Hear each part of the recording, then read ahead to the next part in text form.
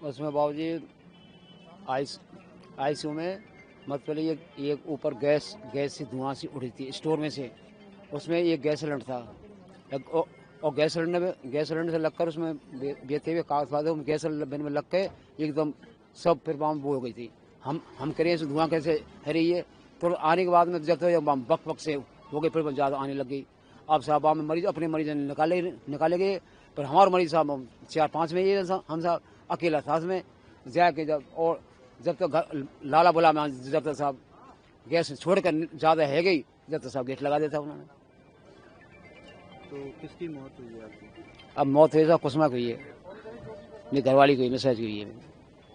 उसी समय मौके पे हो गई थी या बाद में हुई साहब कि उसमें भीतर नाम और बता दीजिए। कुसुमा आपका नाम? पूरन सिंह साहब। नहीं, मैं ऊपर नहीं था, मैं नीचे था, मैं खाना खाने आया था।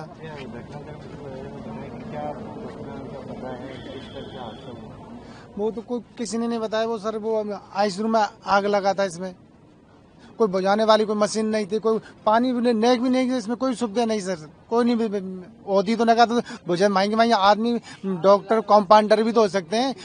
एक सिलेंडर तो रखते हैं पानी बुझाने को, ऐसी हो जाते, कोई सुविधा नहीं मिली सर इसमें। किसकी मौत हुई है?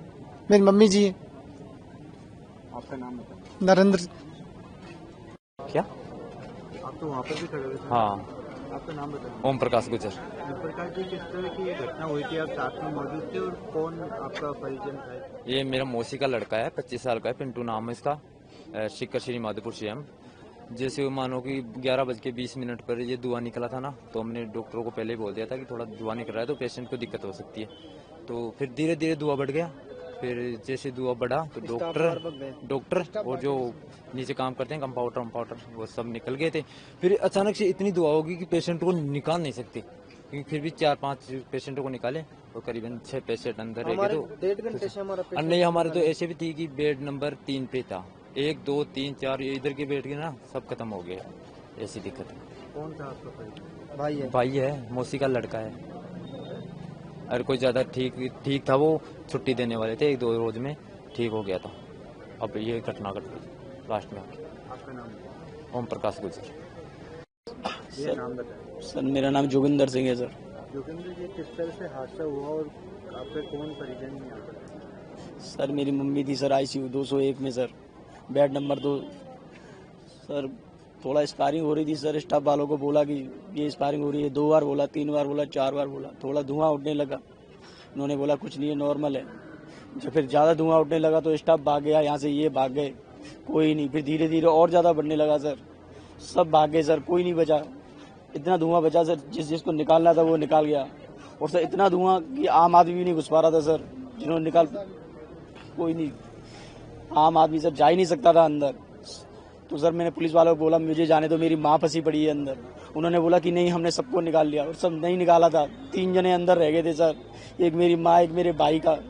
इन्होंने मुझे साथ दिया, मेरे भाई को लेके गया, उन्होंने खुद ने निकाला, कोई पुलिस वाला, कोई स्टाफ नहीं, कोई किसी ने नहीं निकाला सर। इन्होंने निकाला, मेरे भाई ने निकाला। मेरा भाई की तबीयत भी बेकार हो गई है, वो अंदर भर्ती पड़ा हुआ है वो भी सर। आपका नाम?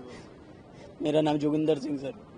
आप मौजूद थे? वहाँ पे मैं नहीं था। आज मैं शाम को 2-3 दिन यहीं पे था। मैं परेशान हो गया। मैं मम्मी तू वो 1-2 दिन में छुट्टी मिलने वाली थी। मैं कि तू 1-2 दिन में छुट्टी मिलती है, मगर जाके आता हूँ। मैं सिरसी बिंदाई का रहता हूँ मैं। वहाँ से अभी मेरे पास फ़ोन आया 12:30 बजे। वहाँ से मैं बग के आया। बग के आने के बाद में ऊपर में किसी को जाने नहीं दिए, और फिर यहाँ पे नीचे आके देखा तो बोला कि ठीक है। अंदर जाके देखा तो मैं खुद जाके देखा तो ख़त्म हो चुका।